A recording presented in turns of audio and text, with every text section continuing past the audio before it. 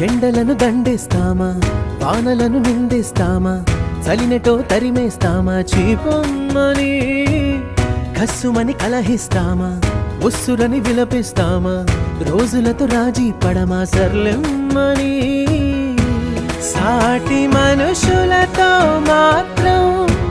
సాగనని ఎందుకు పంతం, పూటకొక పేచి పడుతూ ఏం సాధిస్తామంటే ఏం చెబుతాం, ఎక్కిళ్ళే పెట్టి ఏడుస్తుంటే కష్టం పోతుందా కదా, మరెందుకు గోలా, అయ్యయ్యో పాపం అంటే ఏదో లాభం వస్తుందా, వృధా ప్రయా